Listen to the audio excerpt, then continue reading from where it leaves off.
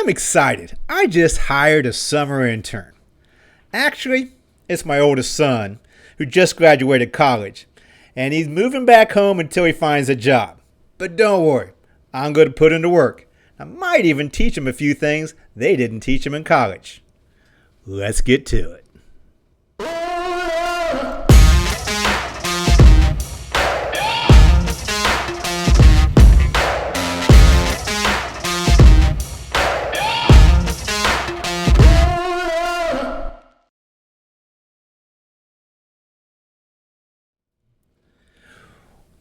Welcome. Another episode of IBF On Demand. I'm your experienced host, Eric Wilson. You can find me at eric@ibf.org, eric@ibf.org. We do have a sponsor. It's Arkiva, your one-plan s&op software solution. I want to encourage you, check out IBF. You can check them out at ibf.org. Look at becoming a member. I talked about this early on last year. Mention it again. Consider membership, becoming part of this tribe. Not just becoming a subscriber here. Definitely do that. Becoming a member of IBF as well. Look at certification, Certified Professional Forecaster, or the Advanced Certification as well. Check those out. All the information there at ibf.org. Companies right now are leveraging big data and predictive analytics more than they ever have before. Forecast analysts and demand planners are in high demand. Checking out LinkedIn page, I consistently see jobs opening for analyst, demand planner, predictive analytics. The discipline is both growing and evolving. Based on IBF research, the average starting salary for a forecast analyst is now $80,000. It's a phenomenal career path. It's a great opportunity to get into organizations. You touch every function, every department. It's that cross between the analytics and the art and the storytelling, everything put together. It helps promote you in careers, especially when you're looking at certification, at a certified professional forecaster or an advanced certification. They help out even more. The career path is an excellent opportunity to get into organizations at a higher than average salary out of college, and then the opportunity from that is amazing. The problem is colleges are missing the mark. They're not preparing these students for the business of today, or much less tomorrow. They're currently a little bit behind on what they're teaching and giving that real world application to planning and demand planning and forecasting and predictive analytics. Less than 20% of today's workforce have the skill set required to meet today's demand planning core competencies. Planning backgrounds is less than 1.5% in all business faculty worldwide. And there's an overall reduction by about 15% to current faculties and business doctorates entering the academic positions. So we're seeing the gap here in who's going to be training, and we're seeing the gap of the students coming out. I'm encouraged, though. Students aren't leaving it up to schools. There's great people like Jesse, I'm going to go to talk to you here in a little bit, and others that are looking to fill that gap. Jesse is a student at Berkeley, working on finishing up a master's on information and data science. Prior to this, he received his bachelor's from Brown University and went on for an MBA International Exchange Program. If all of that isn't enough, he's also got a MicroMasters in Supply Chain from MIT and became a Certified Professional Forecaster, CPF, from IBF. Currently planning manager for Ford Motors Micro Mobility, a subsidiary, Spin. And even more exciting, he and some other students at Berkeley started an IBF Berkeley chapter meetup for students and graduates where he will be acting president. So please help me welcome Jesse. So welcome, Jesse, from all the way out in California. So the sunny state of California. Welcome, Jesse. Excited to be here, Eric. Yeah, looking forward to I'm this. excited to have you. I mean, you've done a lot out there. You've done a lot in your career. You've done a lot out there in California as far as helping get the IBF name out, but then also networking and promoting business forecasting, predictive analytics. And I've been excited about having you on this show. So welcome. Yeah, well, I did it all, actually with the opposite thing in mind. I didn't think I was promoting. I thought I was looking for help.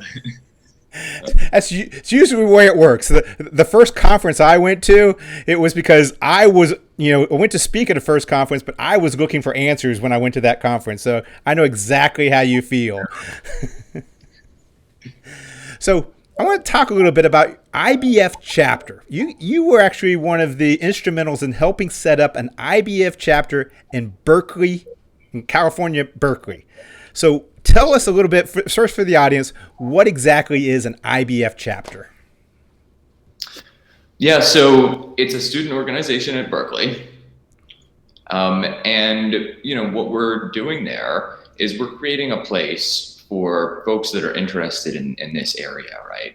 Planning and forecasting, to come together and ask these questions, and to connect with other people that are involved in the field. And really all of the things that the IBF does nationally, right? But and globally, but locally here, so that people have a place to come together. So you're at a university dealing with college students, uh, developing a student-led organization for people who are interested in business forecasting, planning, predictive analytics. So it's you and one other person, then maybe. Well, we've just kicked it off.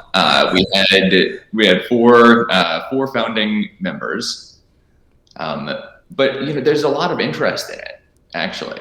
So it's a hot topic. So I'm enrolled in a master's in data science program. So everybody in the program is interested in this stuff. But I think that a lot of people, right, haven't necessarily, aren't necessarily familiar with demand planning, right, with the functions in the business world that do this, right? They've enrolled probably thinking more about data science in maybe a little bit more of an abstract way. That's encouraging to hear that there is actually a next generation coming up to be able to fill my shoes. So and definitely that's a goal for you if you want, going forward. So I'm excited to hear that. And really, you mentioned that taking that abstract and making it reality. You got some work experience with you as well. You're in the MBA program there now, but you got some work experience.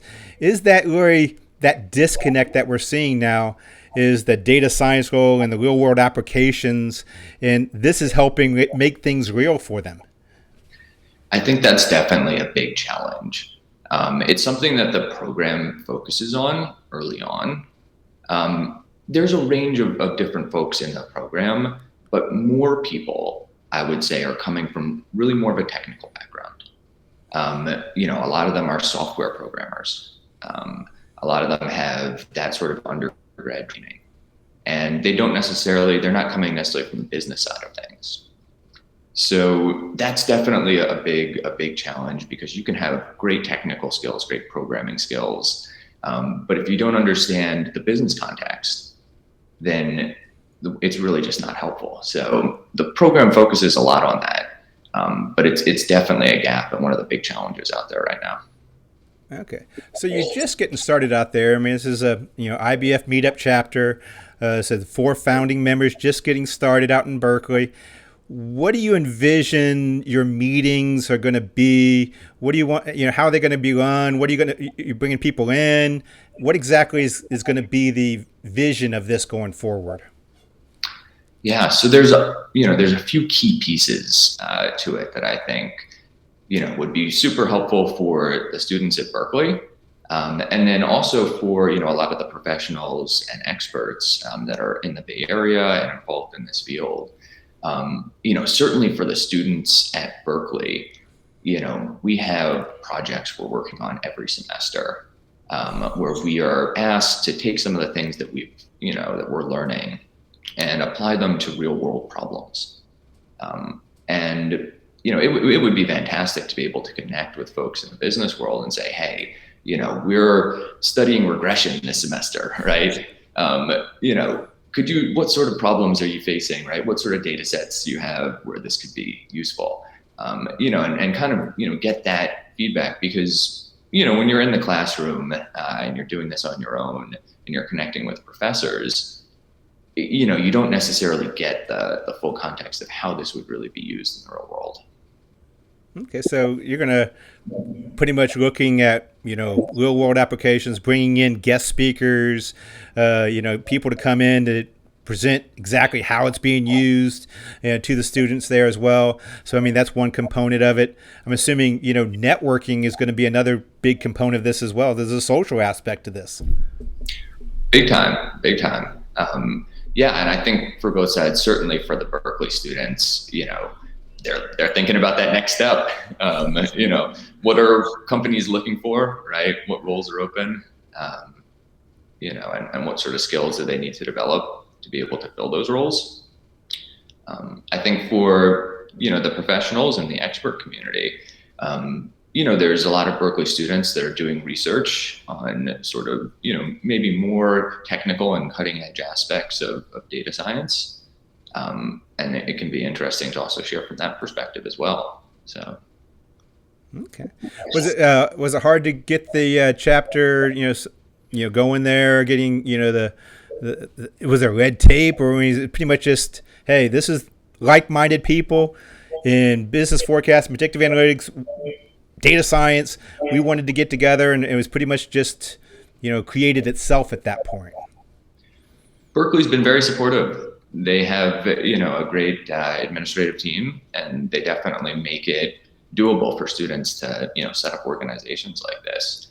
For us, I felt like it was easy because there was just this clear, I guess you could call it a clear gap. There were no organizations on campus that had a focus similar to this, which is interesting. I looked initially, and that's kind of the, how this whole thing started, actually. Yeah, and to be honest, I don't know of a lot of these around the nation or globe that's really doing this. I mean, you're a trendsetter here, and hopefully you're inspiring people that's watching this podcast now as well to say, hey, this is something we can do locally, not only from a university level, but just community of like-minded business people as well. So hopefully you're inspiring some people out there to do this. What exactly was your inspiration into doing this? I mean, was it to spread the word, or you said it was the opposite kind of thing for you? You're looking for answers. What was your inspiration? Yeah, it really started from, looking for answers in my work. So currently I'm a planning manager at a company called Spin. We're a subsidiary of Ford Motors. We do the shared micromobility. So that's scooters, electric bikes. And, we have these fleets in the cities, and people go over and scan them and can hop on and take a ride. And so, when I was working on our s&op implementation, when I'm working on our demand planning, it's a different type of business, right, than you typically see in the textbooks. So there's all these nuanced questions, right? About how you adjust things, even just down to how you do the spreadsheets. What do you put? It's not like we're selling these scooters, we're renting them. And, really our customer is each individual city where we deploy them. How do you structure the spreadsheets? What do you put on each line? I mean, these get into the very detailed questions, that you need to talk with folks about to get answers. Well, you'd actually, and we're getting off tangent, but it's a great tangent. One of the things, there was in Amsterdam. We do a conference in Amsterdam every year. Hopefully we can get to Amsterdam this year. It's not going to be virtual again, but we do a European conference in Amsterdam. And one of the keynote speakers was actually in the mobility. That's where the spotlight came from, was talking with him, working with him afterwards. But they were in a car sharing type mobility business, very, very similar business. And in that keynote, what he stressed was all his background and looking at best practices in other industries, cosmetic, apparel, different. I mean, those were two that come to the top of my mind. He used different things they did and were able to apply it to his unique type business. You say you have a unique business, but he found different things that they do that could be applied. And that's, going back to the chapter, that's what you're doing. You're coming together with people who may not be in the same industry, but have different types of things they're doing that you can say, hey, I can take this, tweak it a little bit, and it may work over here for me type situation. And that's what we've seen a lot happen in IBS, especially when you get that local level and bringing people together and networking. You start sharing ideas, and you can things that you may not have thought of, or different ways of applying things you may not have thought of that can be applied to your unique business then. Totally. And with our co-founders for the chapter, we've got a really, diverse group coming from different areas actually of interest in forecasting and planning. So one of the founders, one of the founders is myself, and then the others, we have a young woman who's involved professionally in forecasting energy demand. Wow. Yes. Yeah, for large industrial spaces and their energy consumption. We've got a guy who is working with GE Healthcare, so he's thinking about forecasting demand for medical devices, and then we have a young woman who's coming from Goldman Sachs and is in the finance world and is thinking about forecasting a lot from the financial perspective. So it's really interesting to have that diversity of perspective, different folks applying these tools to different industries and different uses. And that's one of the biggest advantages. That's the biggest help is actually having that aspect, that diversity of ideas, opinions, to be able to feed off of. That's what really is important, and that's what makes these so great. So I got kind of changing a little bit, or pivoting a little bit. You mentioned that, when you're doing your S&op and setting up planning, that you didn't have some of these, it was new than what you probably learned type situation. I hear, and matter of fact, there's a lot of research on this as well. There's a disconnect right now between, the textbook academia side of it and the application side of it. We're teaching right now what was good 5 years ago, but things are changing daily. And what is preparing you for that business of tomorrow may not be a lot of what's being you're getting fed in the college right now. What was the biggest disconnect that you saw coming out of college into the real world applications? What was the biggest disconnect that you saw? Yeah, that's a good question. So, in the business world, right, you're working constantly with very limited information, so really, right? I mean, every decision you're making, right, is going to be based off of, limited information and very fast changing circumstances. So for anybody, who's in university and you're working on problems that have been predefined by the professors, right, and they're providing you the background info and the data, and you can take all these assumptions as given, that's probably the biggest disconnect, the biggest challenge, right? And I've heard that from executives. They've said stuff like, it seems like we're using too much math because there's just too much uncertainty here, right? Like we can't even use math as an approach here. There's too much uncertainty, and that how to get beyond that though, and sort of set up that framework. That's extremely challenging, right? Of how to set up the framework for these problems. That's what the professors do actually in universities, right? They set up the framework. In the business world, you have to set up the framework. You have to go to the executives and be like, hey, we're going to use these mathematical models, and it's possible, it's reasonable, because this is the framework, right? This is how we've set it up. So that's very difficult. It's a big challenge. Okay. So maybe they should give you less in the classrooms and say, okay, now go with this. Yeah, that's an interesting approach, right? Instead of giving you a problem to solve, say, hey, come up with a problem to solve. Yeah. See, kind of what I'm trying to get with this is, we're going to have, some of your students there and some students in some other universities around the globe. I want them to be, realistically what they're getting into. And so if I said you got a very impressive resume, academically wise, and now as a practitioner, you've worn both hats now, from student to successful practitioner. With that, If you're preparing that student, what advice do you have for those students coming in? I mean, that's why I want them to be prepared. What's going to happen? Take the blinders off. Give them some real world advice here. What's the advice for the students coming at it?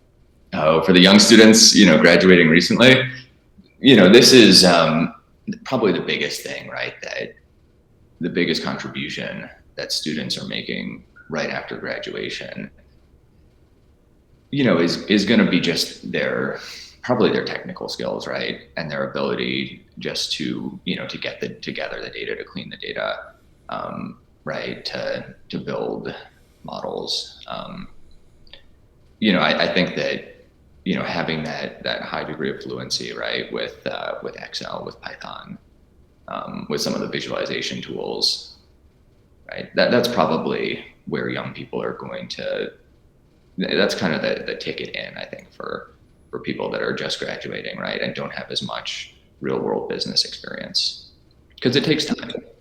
It takes time, to understand, the bigger context, right? And to be able to lend a more strategic, view and lend more strategic assistance to companies. Okay. Now, you mentioned the having to sell it to executives sometime. Is there those soft skills that are really overlooked that they need to start being aware of coming into business now? The politics of business, the having to sell math and statistics and probabilities to people who don't get it. Is that something that you really need to be aware of as well? Yeah, certainly. You want to keep it simple.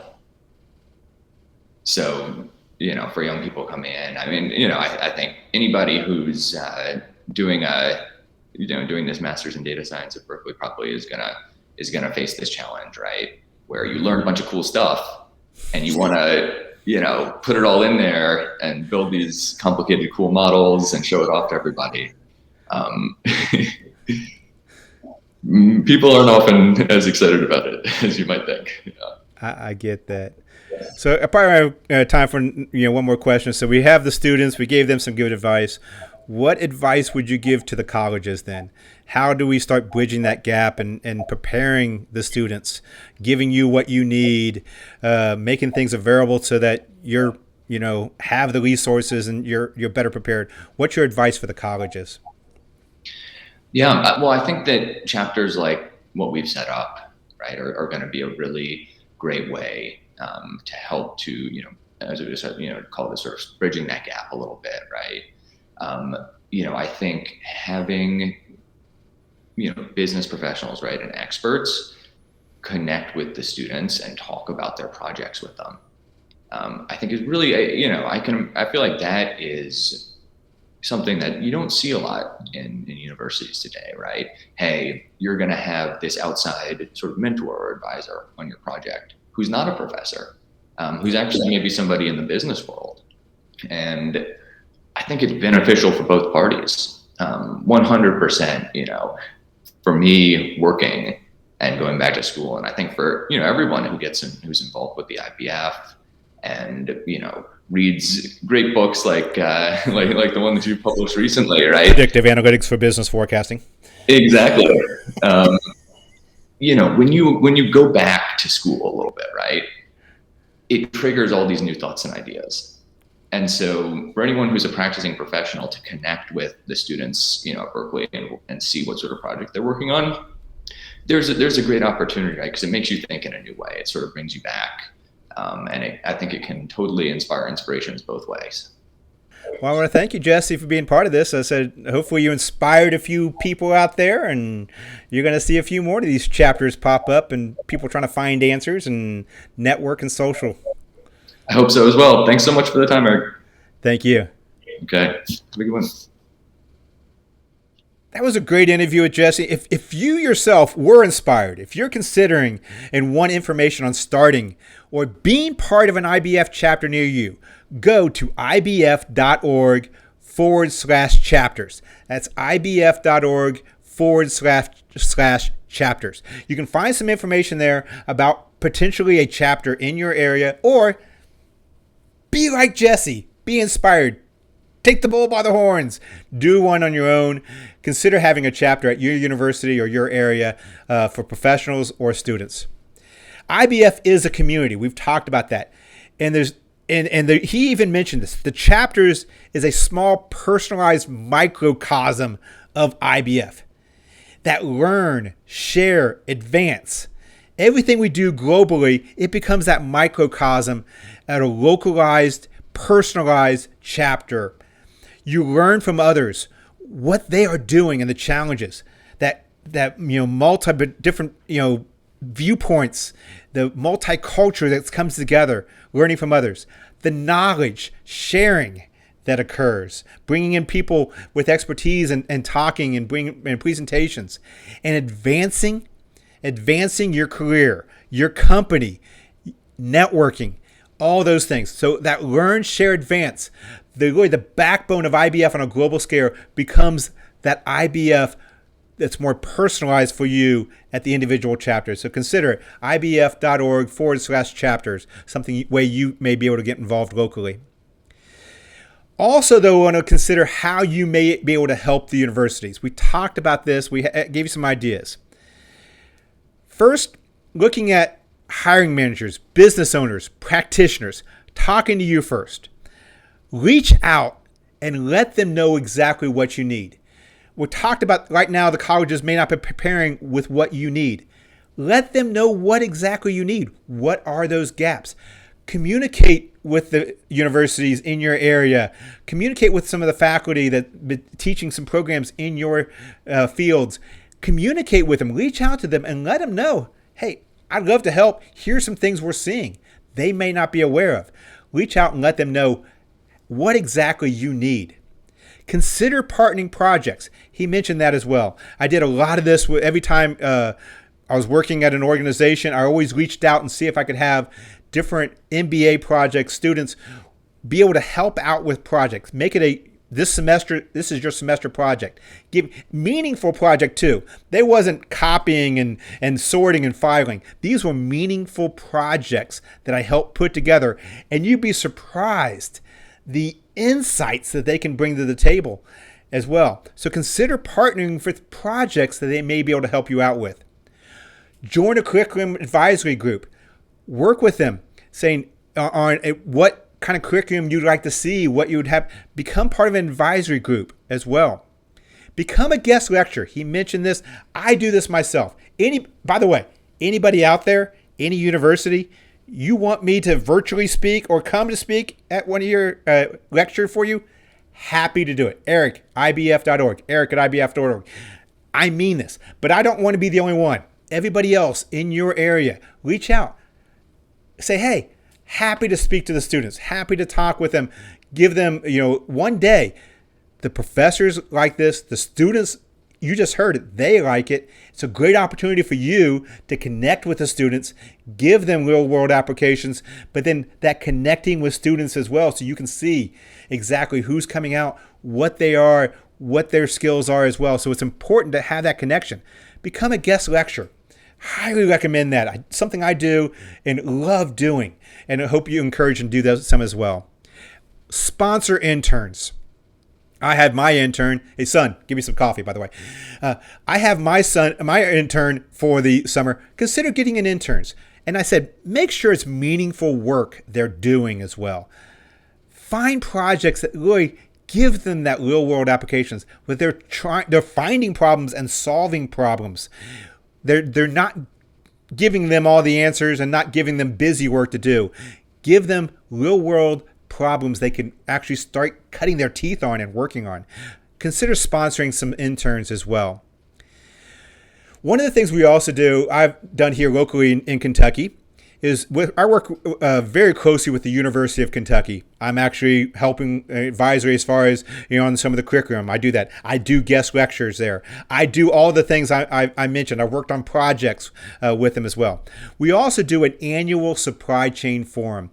Check it out. The University of College, the Gatton College of Business annual supply chain forum. You can check out some things we did in the past with this. But it's a phenomenal opportunity to bring the students and the business leaders together in the same forum. We open it up to MBA students, open up to students. Then we also bring in local business professionals from 100-mile radius to come in, and we actually have guest lecturers come in, guest speakers come in for that day. We'll be able to present some, top people from around the nation that are in top roles will come in and share insights. We also have the opportunity for networking. We allow the MBA students to set up their projects they're working on it. And during the breaks and during the networking time at the end, the business professionals have the opportunity to go around to each one of those projects. The students can present. They can get immediate feedback. It's bringing that bond between the business community and students, which is helpful. The students can learn how to interact with maybe their future bosses. Managers, business professionals learn what talent is out there and be able to interact with some professionals that have some great insights on working on some projects. So it brings those two. They're getting immediate feedback, the students are, for their projects, of things they may want to consider and things they may have thought of as well, so they can improve their projects as well. So it's a great opportunity, that networking part of this. It's an annual supply chain forum. So we get 200 plus now showing up every year to this conference. We're going to do one again in 2022 at the beginning of every year. So check that out. Check out a similar type forum you may be able to do in your community and your area as well. Finally, I do want to mention the CPF. He's a CPF. This is one other thing you can consider. Most every Fortune 500 company has a CPF on staff or are familiar with this and required sometimes to be on staff. It's an IBF certification. It's a certified professional business forecaster. Consider it as part of your career path. Consider it as far as something to improve where that gap may be from college as well. So that's for you individual students. Anybody in the career, consider that as something you may want to do as well. Well, that does it for me. I'm going back to school to see what I can do and help out as well. You can reach me at eric@ibf.org, eric@ibf.org. This is IBF On Demand. I am Eric Wilson. Our sponsor still, at the end of this podcast, is still the same one at the beginning of the podcast, Arkiva, at your one-plan S&op software solution. Check out ibf.org, membership, information about certification, information about chapter meetings, information you may be able to get involved with your universities. Check us out. Like, share, subscribe, all the stuff you're supposed to do.